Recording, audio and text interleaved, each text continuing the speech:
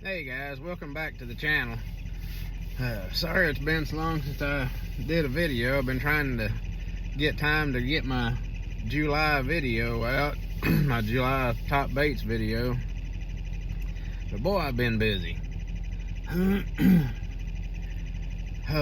Anyway, I've been trying to make this video for about an hour and a half.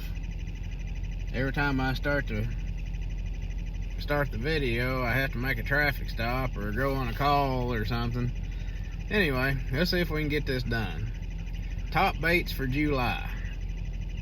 Number one, of course, is going to be a big worm. 10, 12-inch worm. Zoom Old Monster is one of my favorites. Berkeley Power Worm's good. Anyway, big worm, a Texas rig big worm, or you can use the Core Tackle Ozark rig. It works really well too. I've been playing around with that some, and it's working really good. And the Texas rig, they're definitely both producing. But I try to use the smallest weight as I can. Most people's using a big weight, and a lot of times I use a 3/16 ounce weight on my big worms. As long as I'm not going deeper than 10 or 15 feet, and if I'm going to go deeper than say 10, 12 feet, then I'll go up to a 1/4 ounce. And about the biggest I go is 3/8, unless it's really windy or I'm going extremely deep. But I usually use a 3/16 ounce, somewhere 3/16, 1/4, or 3/8, somewhere along in there. It depends on what depth I am and how windy it is. And sometimes the fish just don't want that slower fall. You'll have to go up to 3/8 or a 1/2 ounce to give it a faster fall. But during the summertime like this, July, big worm is really hard to beat. I fish it around brush piles, rock piles. If you can find you a good rock pile on a point or on a flat somewhere, and there's not much other cover around, there'll be fish on that rock pile, and you can throw past the rock pile and come dragging that worm back to it. And once you feel those rocks, then get ready to feel the tick, because they're gonna hit that big worm. And so I throw my number one lure for the summertime, month of July, is a big worm, 10, 12-inch worm. My second bait is going to be a jig. The jig, I'm going to go the opposite of what I do the big worm. I'm going to go heavy, 1/2, 3/4, 1 ounce jig. The smallest I'll go is a 1/2 ounce, and then if I have to go really deep, then I go up to the 1 ounce. But I'm not using the jig like most people use it. I'm not dragging it, not dragging and stopping it anyway. I'm not jigging it up. I'm not twitching it. I'm throwing that jig out there, letting it go to the bottom, and then I'm reeling it like I do my wobble head, just a slow to medium retrieve, keeping it bouncing on the bottom. Every 10, 15 feet, I'll give it a pop and make it shoot up off the bottom, and then I stop and let it go back down to the bottom, and then just sit there for a second, and then I start reeling again. If you'll do that every 10 or 15 feet, give it that quick pop up off the bottom, a lot of times those fish will be chasing it, and when that thing pops up off the bottom, they'll attack it. anyway, I fish that on points. I fish it on rock piles, brush piles, lay downs, whatever I can find. That's holding the fish in the hot weather. Most time in July is when the thermocline starts. You'll see your thermocline on your graph, and that's as deep as you're going to want to fish. Some lakes the thermocline may be 12-15 feet. Some lakes thermocline may be 30 feet. But wherever that thermocline is, that's as deep as you're going to want to fish, because there's not going to be any or many fish at all below a thermocline. So that'll help you figure out where the fish are, or figure out how deep that you're going to be able to fish and still catch fish.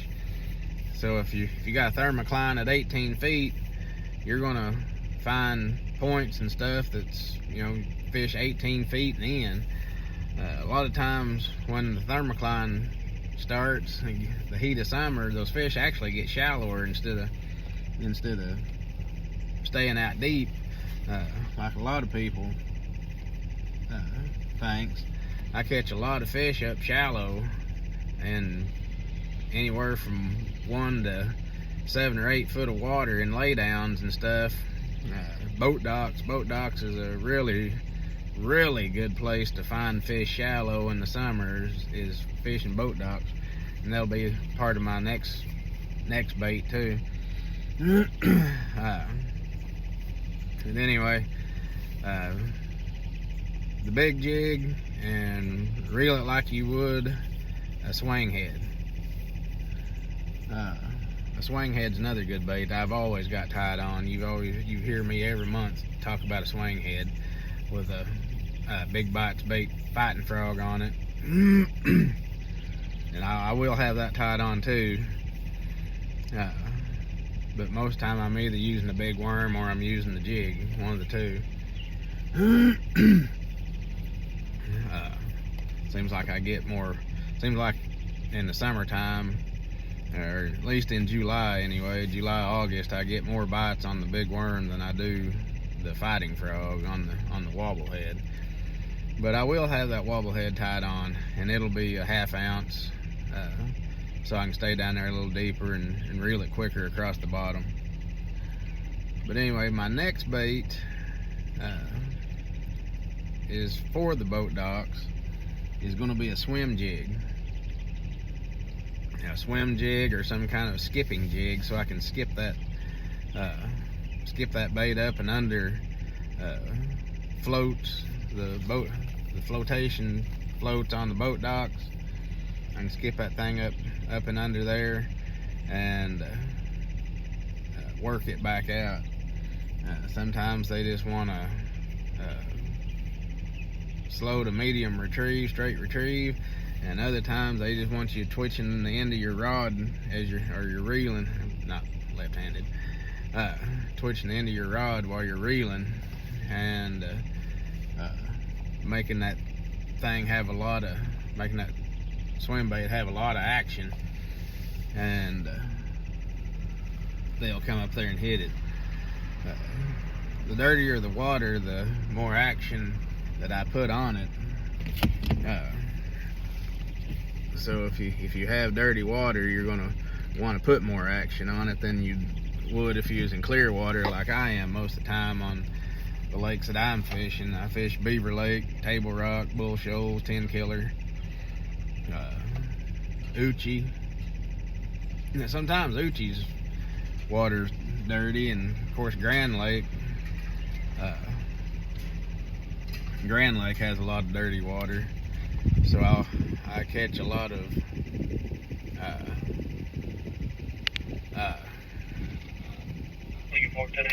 fish with imparting more action on my swim jig. Grand Lake is just loaded with boat docks, and so you got plenty of boat docks, shallow boat docks, providing providing shade for the fish on grand. Now we've kind of got the power fishing baits out of the way. We need something more finessey. We're gonna shoot for you. So for the finesse, for my top finesse bait is going to be a tube. There's just not too many people throws a tube anymore.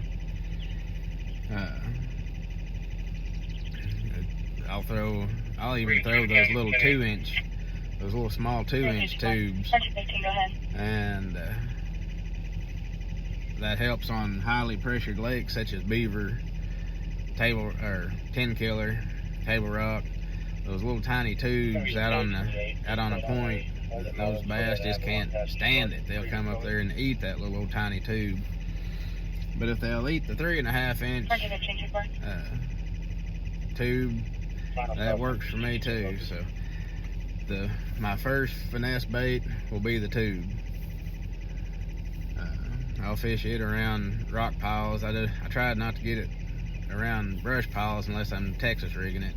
But most of the time I'm not Texas rigging it. I got it on the tube head so it has the spiral. The next finesse bait that I will have tied on will be a drop shot. And I like to use anywhere from 4 to 6-inch worm. Morning Dawn colors, you know, the pink, purples colors seem to work great. A red color works great. As for all of my plastic worm colors, even the big worm, it's going to be a purple or red color. I'm either going to be throwing a strawberry or I'm going to be throwing a plum. The strawberry worm's going to be for daytime fishing. The plum worm's going to be for nighttime. You can use plum at night or during the day as well, but I find most of the time I catch more fish on a strawberry worm than I do the plum.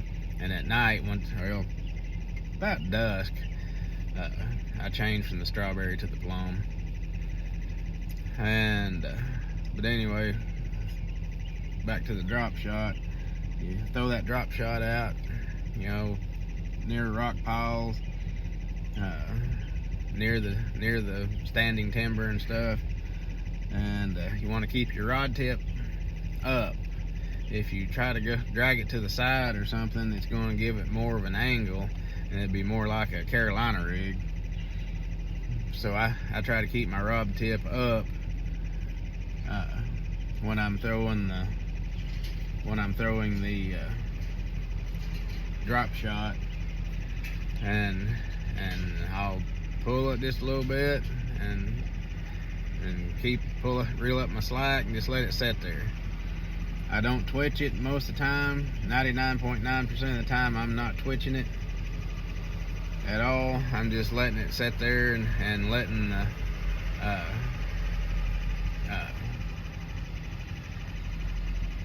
current in the water give whatever action it has. Because if you see bait fish and things in the water, I mean, they don't have just a ton of action. It's just kind of more of a gliding action. So that's what I want my drop shot. I want it to look more natural. So I don't put a lot of twitches and movement in my drop shots. And then, of course, the third finesse bait will be the old Ned rig. Everybody has a Ned rig. They catch fish, but so many people uses a Ned rig. That's why I throw the tube instead of a Ned rig. But you can throw that Ned rig out there and let it soak. That's another one I don't put a lot of action on. I just kind of pull it along the bottom or hop it, and I let it set quite a bit. Just let it soak quite a bit, and That's how I catch my fish on the old Ned rig. And last but not least, I forgot one power fishing technique is going to be a top water. A lot of people don't throw top waters in the middle of summer. Even when it's daylight, I will be throwing a top water. My favorite is True Faith Custom Bait Buzzbait. I'll be throwing it around laydown, weeds, standing timber, anything like that. I'll throw the old buzz bait. Another top water that's good is a big spook. You don't want to use a small one, you want to use a big one. Because if you're fishing clear water like I fish, you may be drawing fish up 20-25 feet, and that bigger bait helps make more commotion on the top of the water, and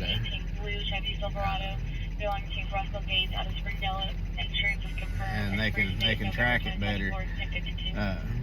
Whatever bait you're using is going to cause a V wake on top of the water, and they'll hone in on that water disturbance, and they'll finally hone in on your bait up there. So they may come from a long ways to hit it. So the bigger your bait, the more commotion it's making. The fish can hone in on your bait quicker. And talking about a V in the water, a big 6, 8, 10 inch wake bait will work well also. Throw that thing out there 25, 30, 40 foot of water, those fish will be suspended out there. Even if it's really deep water, they'll still suspend at or above that thermocline. And if you've got standing timber, you can throw that wake bait out there and wake it in, and that'll be another way that they can see, they'll see the water disbursement, and then they'll hone in on what's causing the water disbursement up on top. So anyway, there's the top baits and top methods that I use in the month of July and going into August. My baits is not going to really change much going into August. It's going to be just about the same baits and worked about the same way.